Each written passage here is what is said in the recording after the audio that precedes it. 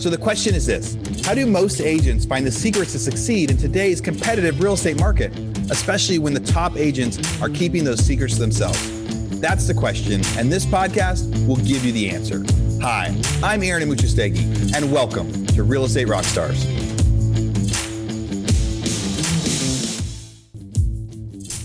Hey, Real Estate Rockstars. This is Aaron Amuchastegui, and I'm interrupting myself to bring you this commercial break from one of our sponsors. There's somebody I've been looking at for a long time, and when they reached out to me, I said, yes, we have to be able to do this deal. So that sponsor is Follow Up Voss.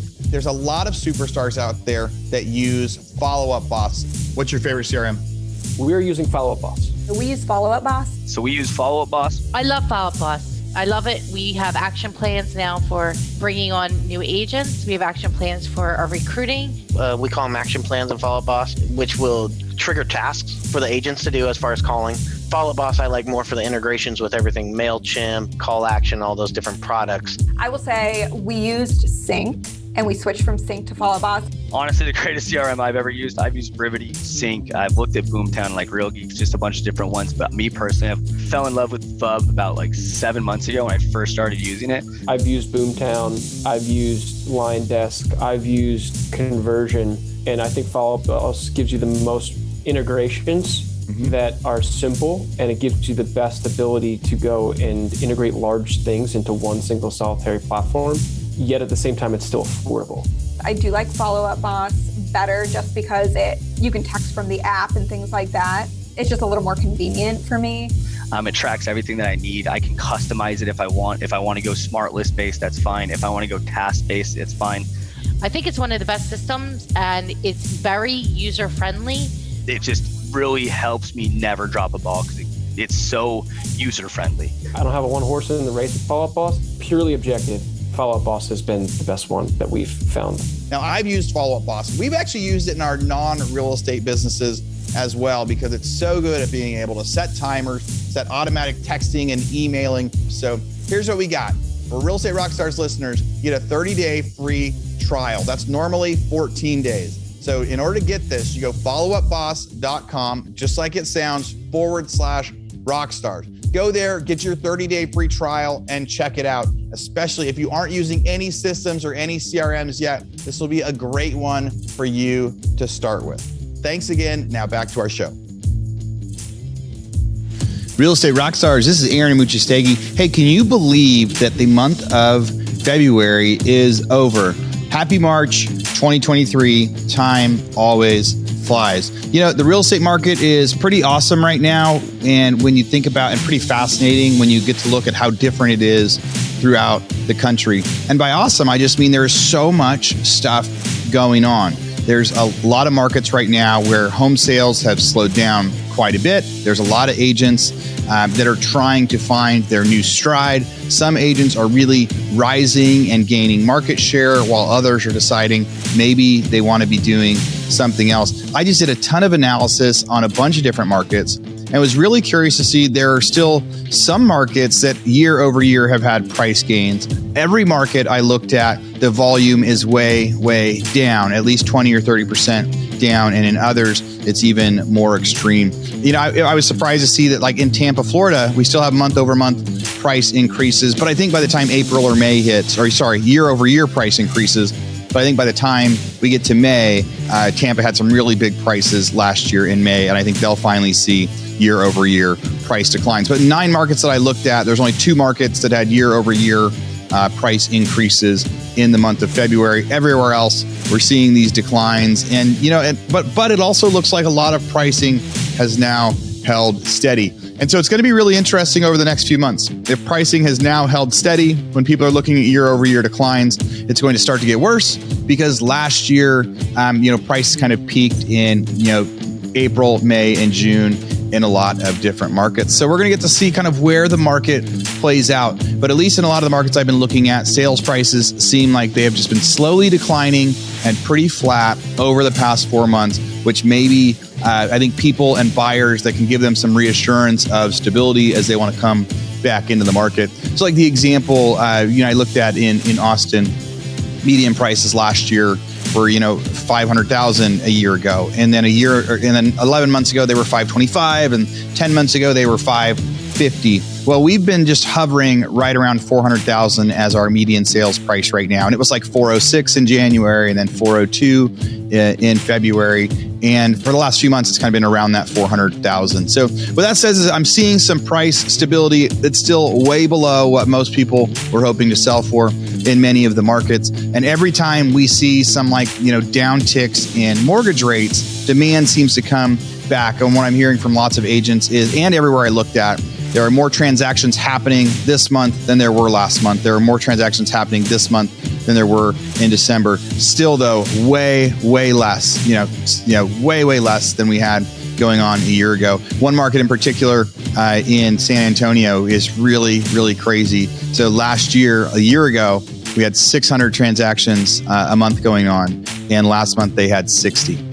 So they're having 10%, a 90% decline in transactions, which is obviously really, really affecting sales price. It's a really, really big area to only have 60 closings in a month for that whole kind of county, that whole area. So anyway, this is one of those special podcasts where we go through and you give a few minutes of each of the interviews we did in February.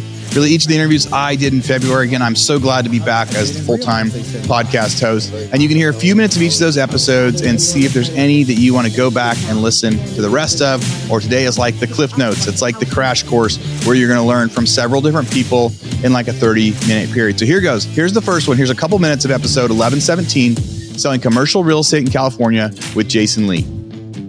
So when someone is trying to figure out what commercial team to join, or what commercial brokerage to join, or whether they should go from residential to commercial, what advice would you give them? First piece of advice I would say is make sure you work with a broker who's still very involved in the business, that's actually, in the office every day, that's willing to, help a new agent. The reason why the commercial real estate world is a revolving door, so many agents come in and out, is because they work under a broker who's been doing it for 20, 30 years, who's almost checked out, doesn't want to find their own deals anymore. So they hire, a newcomer, and they expect them to just kind of learn everything, throw them in the fire, don't really help them much. So I've seen that, in other companies. And that is kind of the most important thing you should look for is if you're someone who's looking to jump into commercial or jump into real estate in general, like, is the person that you're going to spend time with, are they willing to invest time into you? Because if they're not willing to invest time into you and they just see you as a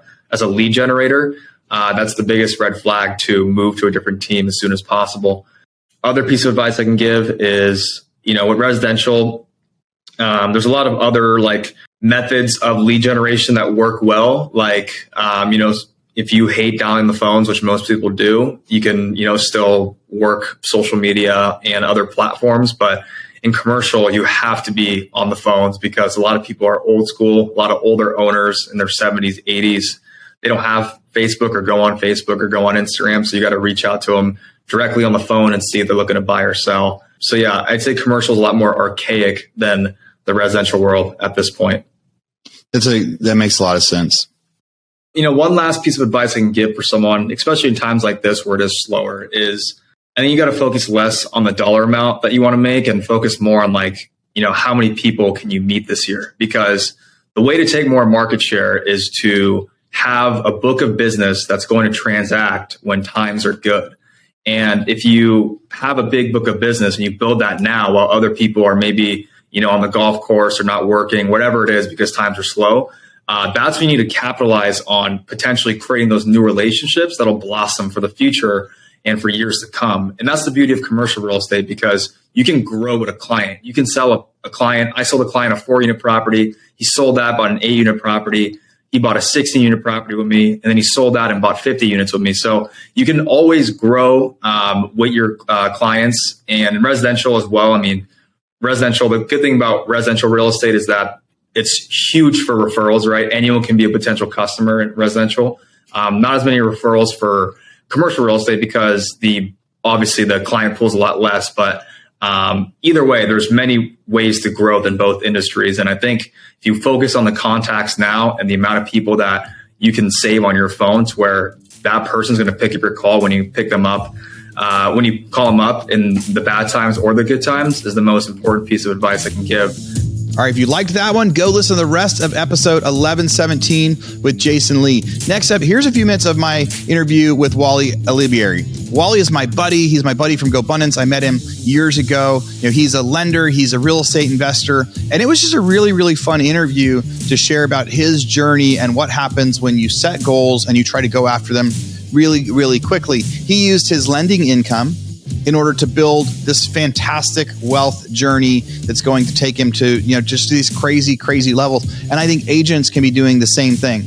Agents that are successful right now can be taking their agent income, their commissions, and doing things with it like Wally did to really go to the next level. Here's a few minutes of that interview with Wally.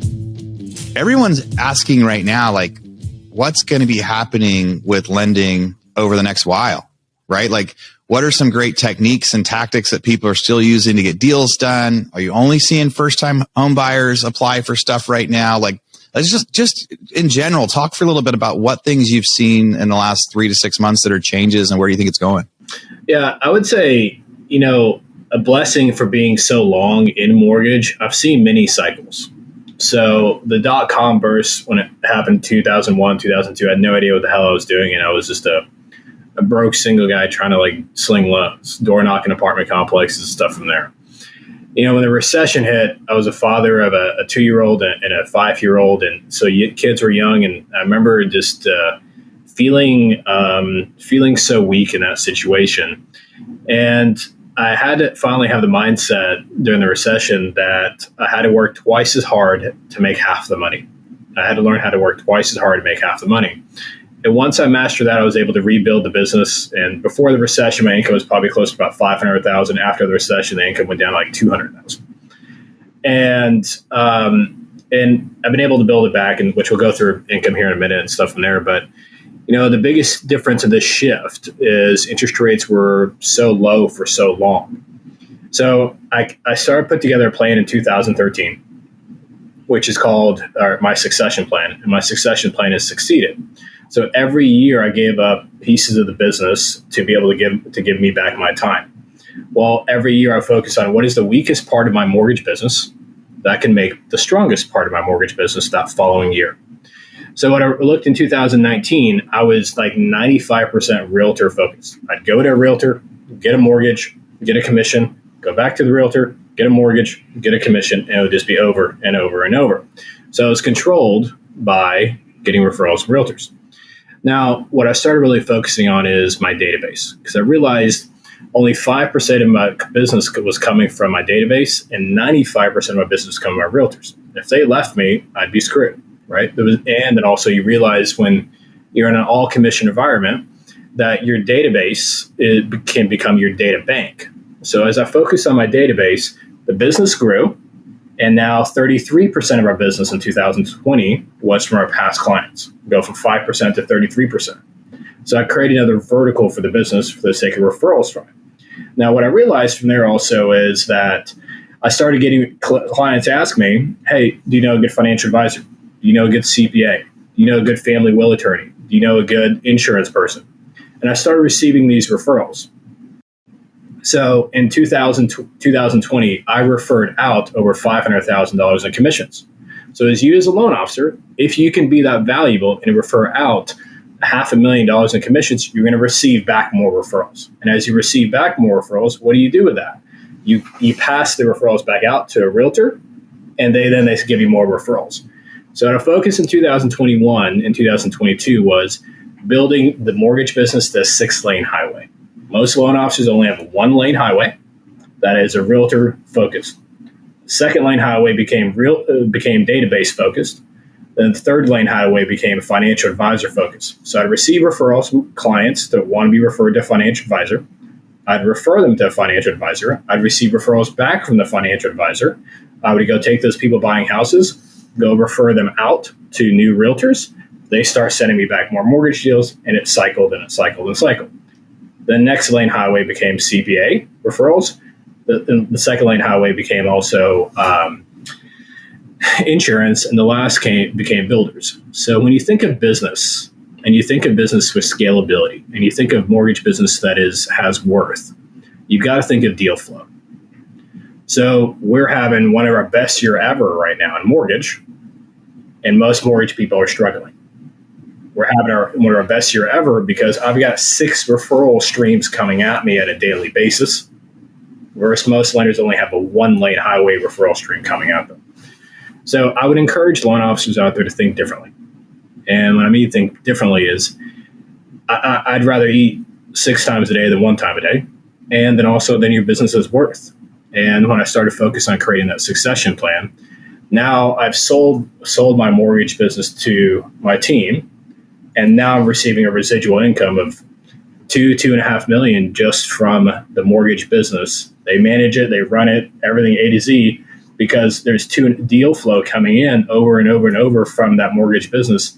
They are receiving that deal flow, and I'm getting a piece of the cut of the pie, and I'm not touching a loan.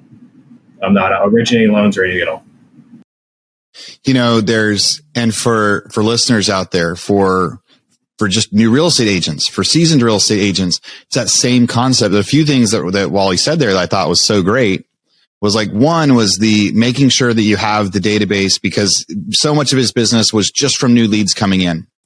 So I want to jump to your goals for a second. One of the best, I love it when you shoot me a text message and you're like, hey, here's my goals over the next year. Here's my goals over the next 6 months. Hold me accountable. And we've been doing that now for a few years. And every time you send them over, I'm always like, wow, these are great goals. They're well thought out. Like, you know, and every time I'm like, man, he's really stretching here. And every year you accomplish them. But give a quick masterclass for listeners that have like maybe never done goals. It's January. People are just starting. There's some people just done their New Year's resolutions. How do you keep track of your goals? How do you make sure you accomplish them? You know, any strategies around like goal setting and goal making? Because I know, you know, back in 2013, when they were like, hey, go get some rentals, you're like, I'm going to go get 8. It started then, and now it's like this giant snowball. So what advice do you give people about how to do goals, or what your secret is behind that?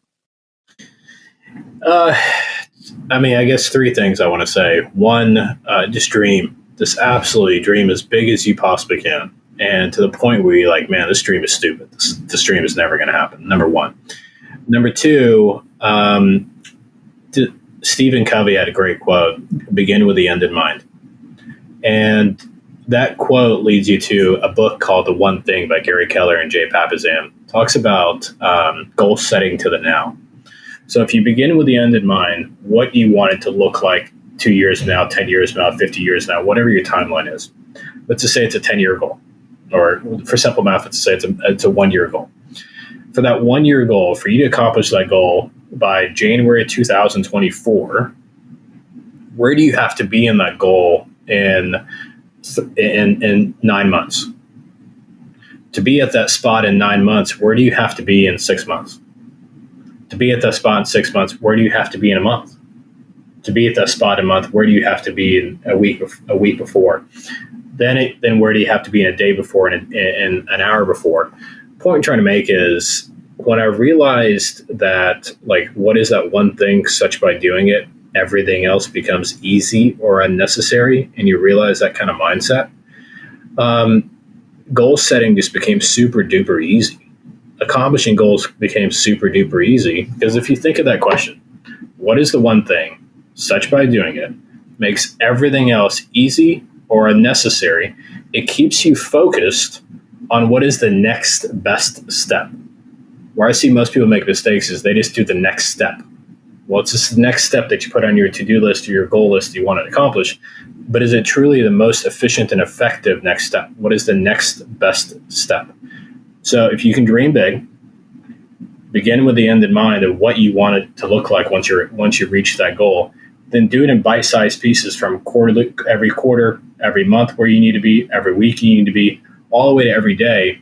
I can manage day-to-day goals. I'm really great at daily goals. That's what it comes down to. What do I need to do today to be on track for my 1-week goal? And I just focus on that one thing per day.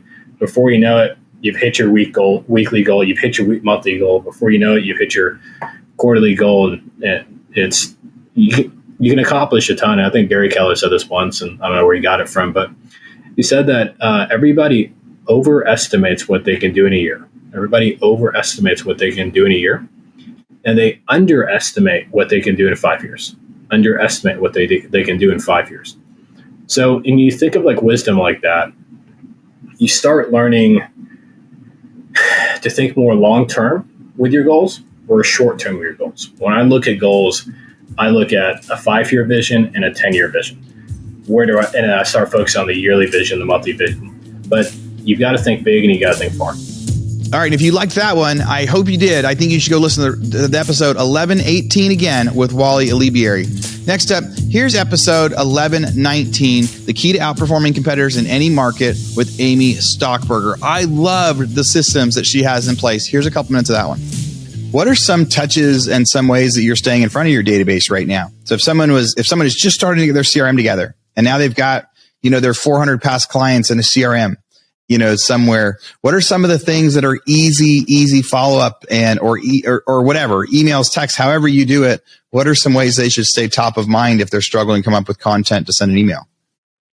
Lifetime home support is my answer on that. That's the easy thing for us because that's our foundation, that if you're not here to serve first before you sell, it's just not going to resonate as strongly. So we're constantly serving back to our clients, telling them what they get with their experience with us. So we have, again, Lifetime Home Support is a foundation in my business. And that's just basically, I've created unique value propositions that position us as our client's lifetime home support partner, which makes them our lifetime referral partner. And so we're, one of those pillars is my VIP club. They get access to, from buying and selling with us one time, they get access to my moving trucks. I have 2 moving trucks. They're 15-foot moving trucks. I have an enclosed trailer. I have a flatbed trailer. They get access to those for free for life.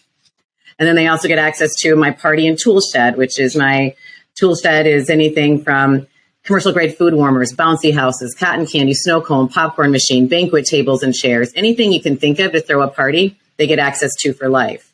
My tool shed is anything that they could use for every stage of home ownership that they likely don't want to rent, buy, or store, that they get access to for life. So like commercial grade carpet cleaners to paint sprayers to ladders to specialty tools, wheelbarrows, all those things they can come use for free for life. And what I've done with those then is I've monetized those pillars in my VIP club. So I sell ad space on the back of my truck. So I make money off of my trucks every year. Then I put my branding on every piece of my equipment. So my brand reach is even bigger because people have these big parties with all my stuff and my name is everywhere. They come in. It's so easy for my clients to use the law of reciprocity that it's just a fundamental law that when you get something, you feel compelled to give back in kind. And so our clients sing our praises from that because we're constantly serving to the nth level for life for them. It's not just a transaction for us. We're there for everything they would need throughout every home ownership.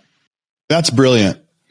Well, Amy, any final inspirational thoughts for our listeners? I think this was a super valuable interview. I mean, I think that there are so many tips and tactics that people are going to be able to apply and getting to see from the beginning of, what you thought would have been important to know right away and some of your tips and tactics and systems, but then also like your big hook. I think so many people can apply that in their business. But final thoughts, just, inspirational or practical or anything. Yeah. What's the last thing you want to make sure all our listeners hear? I think building a relationship-based business is going to make your business withstand any type of market. And I truly believe that team leaders and brokers have to have different profit centers within their company. And this adds, like what I've created, it does have a lot of different profit centers that we're able to add into our bottom line just by doing something that is starting out where we really need it to be with just serving the client. And then it's turned into all these great profit centers by the way we've monetized them. And relationship-based leads are the best leads. They're the ones that come to you knowing your value. They're way better than a Zillow lead who doesn't know you or you're constantly trying to prove who you are. They come to you knowing, liking, and trusting you already. And so the process is so much easier. So much easier. All right, if you liked that one, go back and listen to the rest of episode 1119 with Amy Stockberger. Next up, here's a few minutes of my interview, 1121 with Chris Voss. This was such a cool interview for me. So Chris was the author of Never Split the Difference. That's a very, very famous book in a lot of the masterminds I attend and a lot of the networks that I'm a part of. the Chris Voss Never Split the Difference book is really, really epic. And it really, really changed the way that I talk to people. And getting to interview him was totally like a one-on-one coaching refresher course that you guys get to be alongside of. He also recently had a book come out with Steve Scholl, who I interviewed a couple months back, the Full Fee Agent. So here's a few minutes of my interview with Chris Voss. Like, there's so much bad advice out there. It says, find out their why. Okay, let me ask why. The problem is, and I learned this as a hostage negotiator, why universally makes people feel defensive. Like, if I were to say to you right now, why did you wear that shirt? You got an instantaneous defensive reaction. What's wrong with this shirt? Like, I like this shirt. Why don't you like my shirt? Because every human being globally has been conditioned. When you were 2 years old and you broke something, the nearest giant next to you, which is an adult, pointed their finger at you and said, why did you do that? In every culture on earth. So we found out, one of the things I learned in hostage negotiation, like, why always makes people feel accused, which then possibly leads to anger and being upset. And it's friction. Now, how do you do it better? If I just say to you, instead of why did you wear that shirt, I said, what made you wear that shirt? You felt that land differently. Yeah. It felt less accusatory. That's one of our skills. We refer to that as a calibrated question. Calibrated questions need to start with very specific words because the way it lands emotionally, and generally speaking, what lands well, because people love to be told to tell other people what to do. So what tends to land deferentially? Now I could pick a third way, depending upon my read of you in a moment, and I'd say, seems like you got a good reason for wearing that shirt. Now you're laying that out immediately with the contractor. Not why do you need 50% down? The Black Swan method way in that instance would be like, seems like you got a good reason for needing 50% down. That contractor is going to lay out their good reasons for part of that money. And the crazy thing is, for what they don't have good reasons for, seems like, which is what we refer to as a label. Again, it's this stealth emotional intelligence weapon. It hits your brain in a very different way. When you have a good reason for it, you can't wait to tell me. And the crazy thing is, if you don't have a good reason for it, you'll say like, well, actually, and you'll be very honest with me and you'll lay it out. I had one in DC, one of our students at Georgetown, MBA part-time student. He worked for a contractor during the day. They had a subcontractor that was not performing, and it was screwing a whole project up. So he sits down with the subcontractor and says, seems like you got a good reason for not doing the work on time. And the subcontractor looked down and said, nah, we don't. Real Estate Rockstars listeners, this is Aaron Amuchastegui, and I want to introduce you to our newest sponsor of our show. Go listen to episode 1119, where I interviewed Amy Stockberger, and during the interview, she told me about this wild VIP program that she does that really helps generate referral business. So she calls it the copy and paste formula to implement and monetize your VIP club. Now she's selling a course all about it. This course will show you how to make the ultimate shift from feeling overwhelmed and frustrated to feeling empowered and motivated with copy and paste tools that are seamless to implement. While I was interviewing her, I was writing down the names of so many people that I know in my network that need to implement this right away. A few of you listeners actually called you and said, hey, you guys should be doing something like this. That was before I realized she had a whole course that she's trying to build out here. If you sign up for a course, you're going to experience a steady stream of high quality leads, turn all your clients into referring machines, and add additional streams of revenue. By the end of this course, you're going to have learned the game-changing value of how lifetime lead strategy equips you for business buying, applied an easy copy and paste roadmap, and monetize your VIP club. Stop giving away your commission in exchange for high referral fees. Add or increase your transaction fee. It lays the groundwork for adding an additional six-figure revenue stream. I was so impressed with the systems that she's doing. So simple and easy. Hey, I've seen people do this before, but she's doing everything. How about having a moving van that has your name on the side of it, and anybody that uses your services gets to use that for free in the future? You're not just providing a value to your customers, but you're also advertising everywhere throughout town while they're using your services. What about a bounce house for your kid's birthday party? She has those as part of the package. What about the heaters if you're trying to throw a party outside and it's a little bit cold? She has those. They're all personally branded, so people are using your stuff. It's a value for them, and they're advertising you as an agent. I think the process is really, really brilliant. So here's the URL if you want to go check it out. www.startyourvipclub.com. And by being a Real Estate Rockstars listener, they have a special code for $200 off. Here's that code, RERSVIP. Go to startyourvipclub.com, RERSVIP. Go check it out. Or go listen episode 1119 and learn more about it. Now, I don't know why. Seems like you got a good reason for that. Hit his brain differently and pulled the honesty out of him. I don't got to know why. I'm a layman. I know what works. And we've seen stuff like that work time and time again. And when the subcontractor who wasn't performing said, nah, we really don't, he didn't feel accused, backed into a corner, called out. It put him in a collaborative mode, and they worked it out and they fixed the problem. It's such fascinating stuff. I'm sure the more you practice it, the easier it gets. Any advice out there for people that are like, I want to become an expert negotiator, but like, how they didn't realize they said why, or they didn't realize they said what, that sort of thing. Yeah. Well, small stakes practice for high stakes results. Negotiation. Jim Camp wrote a book in 2002 called Start With No. And he used to say negotiation is a human performance event. He compared it to a sporting event. How do athletes get better? I mean, they practice each day. They do the little things in practice. You can start doing the negotiation skills, the labels, the questions with everybody you interact with the Starbucks employee, with a person behind a counter at the grocery store, at the drugstore.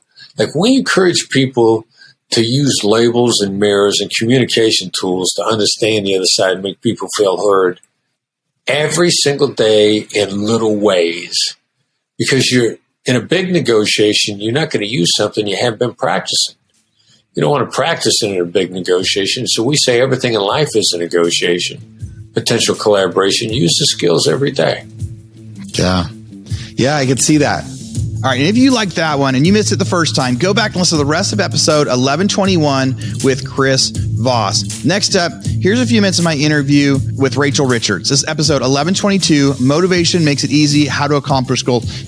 Money Honey Rachel is what she calls herself. I'd had her on the show a couple years ago, and we talked about all sorts of different things as she was building her real estate business as an investor. She talked about ways to save money, ways to make extra money, ways to essentially grow investments on a budget, and how to live financially free on a budget and lived a pretty cool life. Well, she's talking about a lot of new things now, how to invest in syndications, changes that happened since last time. Here's a few minutes from that interview with Rachel Richards. One of the things that I remember when I first interviewed you was on some of the tactics that I think, I'm sure you talk about it in one of your books, was so many people right now is we're in recession. Some people will argue with me. Some people won't.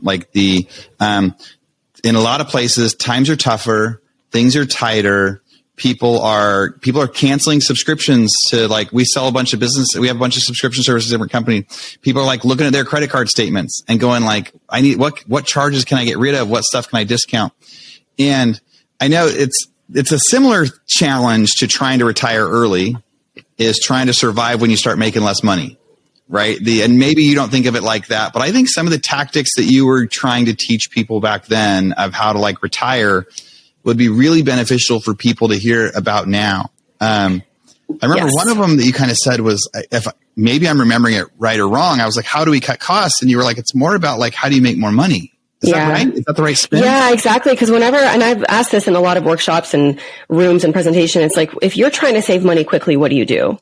And most people, and I used to feel this way too, I would say, well, I would stop eating out. I would cook at home more. I would cut back on online shopping. And I realized that the default we had to that question was to cut costs. And that's great. I truly think that is half of the equation. That's absolutely necessary. You have to live below your means if you want to get ahead financially. And at the same time, someone on a limited or fixed income can only cut their costs so much. You can't just stop paying your mortgage payment or your car insurance payment without consequences. So there's only so much you can do. You're limited. But if we instead look at the other half of the equation, because there's two ways to save more money. You can decrease your expenses or you can increase your income. And if you really focus on the second one as well, because you have to do both, that is where you're going to make some massive moves, because there's no limit on how much money you can make per year. And once I had that mindset shift and looked for ways to have side hustles or work a part-time job or go for a raise or a promotion, I mean, there's tons of things you can do, but that's really when my journey to financial independence took off. Yeah. Is there anything you tell yourself? Are you just so good at delayed gratification now that it's easy? Or do you have like any mantras or things you remind yourself to do that? I don't think it's ever easy, but I think it comes down to motivation level. And because anyone can be trying to hit a goal, but if it's easier to give in to what's easy in that moment than it is to remind yourself of what you're actually working towards, then you're just going to give in. So you kind of have to be used to that discomfort, and you have to have a strong enough motivation. There's this analogy that I love in the book, The Compound Effect by Darren Hardy. And he talks about this. He's like, hey, if you are on top of a 100-story building and I offered you $20 to walk across the plank to the next building over, would you take that deal? And it's like, no, who's going to risk their lives for $20? Like, why do that? Right. It's not enough incentive, right? And then he says, okay, now pretend like you're a parent, or maybe you are a parent. And he says, imagine your child is standing on that next building over and the building is burning down and you have to walk across that plank to save your child. Now, would you do it? And it's like, yeah, of course, 100%. And you wouldn't have to have $20 either to do it. Right. So it comes down to having a strong enough motivation to overcome any obstacle that's going to be in your way. Whether it's setting your alarm for 5 a.m. and waking up, or not spending the money on those shoes that you don't need, or going to the gym even though you're exhausted and you don't feel like it. If your motivation is stronger than all those things, you are going to achieve your goals. I love that. So your motivation must be stronger than what? Than the challenges? Then whatever challenge is gonna come up, whatever's gonna stop you, whatever discomfort is gonna be there in the short term. All right, if you like that one, go listen to the rest of episode 1122 with Rachel Richards. Next up, here's a few minutes of episode 1123. Ditch your W-2 for an uncapped real estate career with Allie Garcet. So I got to interview Allie. I was super excited to interview Allie because I'm going to get to meet her this next week at our mastermind in Austin, Texas. You know, she had been a listener. She'd been a fan of the podcast, but really she is doing so much in her business, so much actionable stuff. We jam-packed it into this session. I think both of us really, really liked the conversation. Here's a few minutes of that interview with Allie. In hindsight now, like what would you tell people that are because I mean, I have so many great friends that worked the W-2 and became an agent, and then they eventually made this shift. And part of the struggle was they were like, well, I was making good money, and so it helped me buy new investment properties, or, you know, I got nervous, or would it really work? Because you are going from the security of a W-2 to running your own business. People go, I want to be an agent because I'm going to make a bunch of money because my agent just made $25,000 and maybe they weren't even that great. Like that's the most common thing. Somebody wants to become an agent because they're like, oh, it's an overpaid profession. But like W-2 is very secure. Real estate's not. W-2 is capped. Real estate is not. But real estate, you're your own business. So like, tell me about your whole experience. Like what do you say now about your fear of leaving W-2? Yeah, I wish I had gotten my license sooner. And so I still am the type of person that I needed to see the proof before I made the leap. And even then, even once I was ready to make the leap, knowing that I matched my military income in 8 months as a part-time agent, I still couldn't like wrap my brain around it to like make the leap without any fear. I still had a lot of fear. And I imagine that it could also be similar to agents that might feel like they're outgrowing the brokerage and like making the leap from one brokerage to another, or whatever type of leap you're thinking of making. Try it, you know, like, and people say you can't be a part-time agent, you know, just try it. You know, if it's a matter of leaving your W-2 or being an agent, try both and try it now. Like get your license now. Yeah. Try both and try it now. Like it's essentially like, no. And some people are like, no, you got to go in all the way to really get the most out of it. And in one sense, yes, if you're doing two jobs at the same time, you're not going to you're not going to be able to give real estate as much time as you could, but it'll help you sample if you're good at it, if you like it, if you like making the phone calls, if you like interacting with people. Sometimes it's a lot of fun and sometimes it's not. And so getting to see, each part of that, like any final thoughts just about anything, about your story, about life there's a lot of people that are listening to this. Like, so what else should people know about you or about life or about real estate? Yeah. I have a lot of final thoughts, but I'll keep it concise. Don't worry. You can do them all. Like this is your time. Do your final thoughts. So I realized when I was in the military, again, like not to bash it, just my own personal opinion, is I was only growing up to my own bottleneck. And like, as I was becoming a realtor and in the business that I'm in now, you can only grow up to the level of what your peers or your environment is doing. So by changing your environment and getting into a community and like a community that will teach you how to grow even more, you can grow up to their bottleneck, which is likely a lot higher than yours, especially if you are starting out or if you're a realtor already in a brokerage that you have since then outgrown. And I don't mean this as a pitch at all. Like that's not what I'm trying to do. But like, just think about your environment, because similar to like the GoBundance mentality of like, how do you become a millionaire? Surround yourself by millionaires. So no matter whether you're in the W-2 or whatever job you're doing, if you're surrounded by people that you're not learning from all the time, and they're not like, you can't just copy and paste what they're doing to take your actions and your like output into a higher level, then it might be time to reevaluate and like get into a group that will, because there are groups of like badass people, no matter what career field you're in, that will help your business take you, to the next level. All right, if you like that one, go back and listen to the rest of the episode 1123. Next up, here's a couple minutes of a conversation that I had with Codie Sanchez, scaling profits in property management. So this is really fun and a totally different style of what we've done before. So Codie's a great friend of mine. She has grown a bunch of online businesses. I've had her on the podcast before, early 2020, right when COVID hit, and her big thing was teaching people how to buy businesses, how to buy small businesses. And she came to me and said, hey, let's buy a property management company. And she had a bunch of reasons why. So during this interview, we're actually brainstorming and talking about what it's going to be like. It's like a behind the scenes talk of us as we're going to figuring out how to go buy a business. And over the next couple months, we're going to be buying that business. So here you guys can listen a couple minutes of that one. One of my beliefs is that when I think about boring businesses, I like buying them outright. I like doing that transaction with that plumber that you talked about, where I get to say, hey, instead of you getting zero, what if you get $100,000 and we pay you over the course of 3 years, or maybe we give you $300,000 over the course of 3 years from the profits of the business, and you're happy, I'm happy, and your customers are happy. You've built a legacy. It doesn't just get wound down overnight. That's crazy town. And so that is called seller financing, which we talk a lot about at Contrarian Thinking, and how to get business owners to see the value in that. And there's lots of benefit to the owner, like better taxation. If they don't take a big lump sum, they get an annuitized payment. All that's super interesting. But the part that I think is even more interesting today is, how do we apply systems, processes, and technology to businesses that used to be owned by boomers?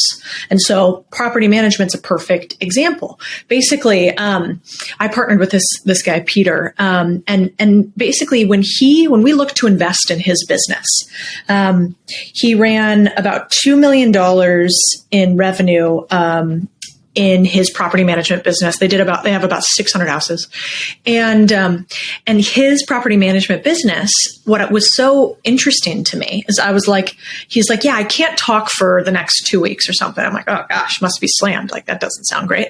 Then he gets back from 2 weeks and it's like, oh yeah, sorry, I was on vacation. I like to take a month off every year where I don't engage at all with the business, make sure everything's rolling. I'm like, can we rewind that for a second? You're like, wait, you don't vacation? I'm like, you go on a vacation I don't even do that, and I think I have a bigger business than that. I'm like, how do you go away for a month with no engagement in your business? And Peter's a nerd. And so, like, former Eagle Scout systems engineer, he put together all these systems and processes and using technology so that his property management business runs like he would an engineering team. He doesn't have the old bias that boomers have to hard keys and to files and to, to wet signatures as opposed to DocuSigns. He just doesn't have it. His is the exact opposite frame. And so when I saw this from Peter, I was like, oh, wait a second.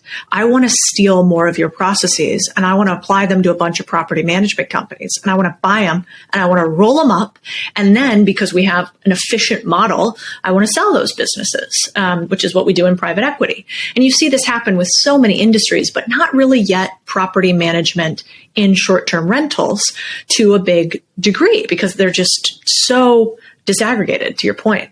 And so anyway, so I was like, all right, I'm going to start a website like Codie Loves Property Management. I think that is what it's called too.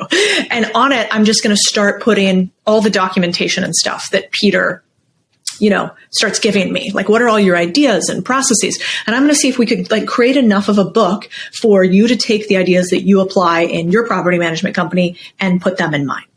And so that's kind of where this started. And I think your point is exactly right. Every time I see a fax machine in a business and I have an operator that can turn that fax machine into new technology, I get excited. And I see a lot of fax machines or a lot of hard keys in property management. And then the key is, you and I are having a meeting about this yesterday with 3 of them. I don't want to run a property management company. You don't want to run another property management company, right? And so now the next step is, if we think, property management multiples are astounding. Like what you can sell a property management company for once you get it up to $2 to $5 million, and you can take that and sell it to a bigger $20 to $30 to $50 million property management company is pretty nice. And then you and I are cash flow junkies, so maybe we just like the cash flow coming in at some point if we can stabilize the business. But the part that I think is really interesting is if you get an operator in there, then you're not the one running it. And that's what I'm most interested in. In real estate, if we're going to buy an asset, a lot of times we're like, we want to make sure everything's perfect. Like do inspections. We want to make sure the house is great. We want to make sure the income's great. Would you rather buy a perfect company that everything's working great, or one that you're like, whoa, they haven't raised prices in a long time. There's a lot I can fix here? For your first deal, I prefer perfect, which is, I think, probably similar to you in real estate. I don't think that I have ever seen a real estate job that was going to be construction, like a flip, come in cheaper than you thought it was going to be and faster than you thought it was going to be. That doesn't really happen. And so it's the same with buying businesses. So when I go to buy a business, if I'm going to do my very first deal, I prefer that the deal's really clean. It's like, oh, this is a nice, now if they haven't raised the prices, that's okay.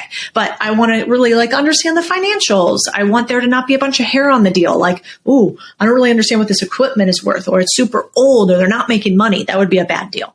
But what would be a good deal is they're making money. It's a reasonable valuation. The financials are pretty clean, meaning I can understand them. And, the business has been around for a while, so it's pretty steady. It's a beneficiary of the Lindy effect, which basically means if it's been around for a while, it has a higher likelihood to continue to be around for a while. Startups, obviously a lot more volatile, right?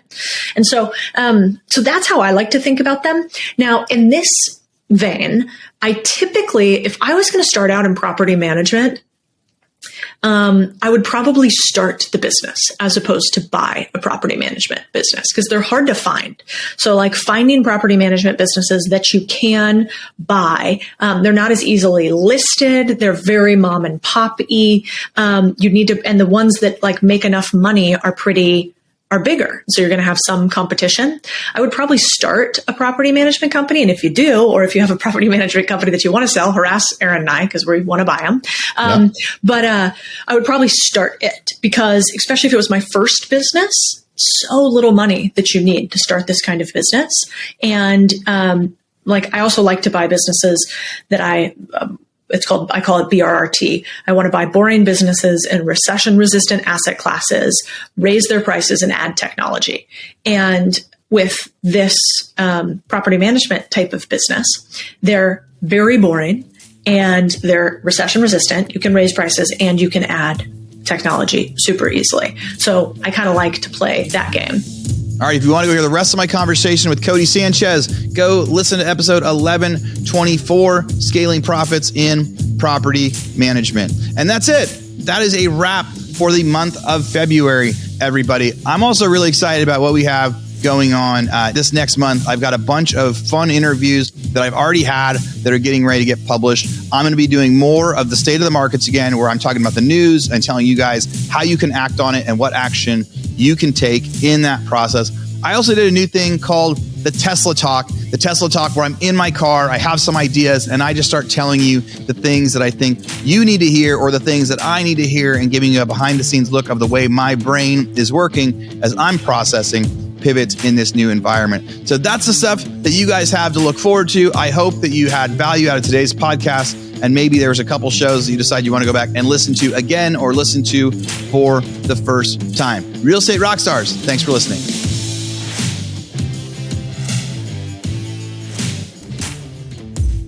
All right, Real Estate Rockstars, this is Aaron Muchastegui jumping in again to thank you for listening to the show.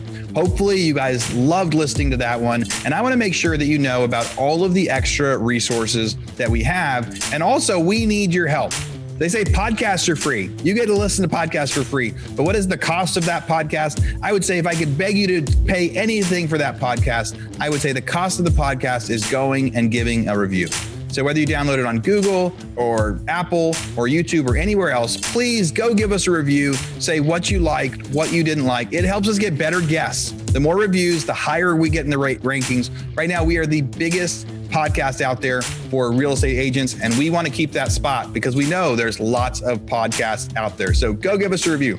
Also, be sure to go to hibandigital.com. If you liked any of the resources that those real estate agents talked about, we've got a huge video vault of those resources for free. Every penny that comes on the podcast that we interview, they give us something that helps them get their deals or helps them work with their clients. And we put that in the toolbox in our vault for you. So go to hibandigital.com and you can get it. If you're looking for real estate education, go to rebusuniversity.com. We have all sorts of courses in there to help agents succeed in real estate, how to get the listing, how to negotiate deals, how to become an investor, all sorts of different stuff, rebusuniversity.com. And if you want to chat with me, go find me on Instagram. And if you come find me on Instagram, you can send me messages. Tell me what you want to hear. Tell me what you liked, what you didn't like. We try to put a bunch of content out there too. You can find me in two different places. It's at RERrockstars.com for our Real Estate Rockstars page, or at aaronmuchastegui.com for my personal Instagram page, where I can chat with you about all sorts of different things. Thanks for listening. We'll see you again soon.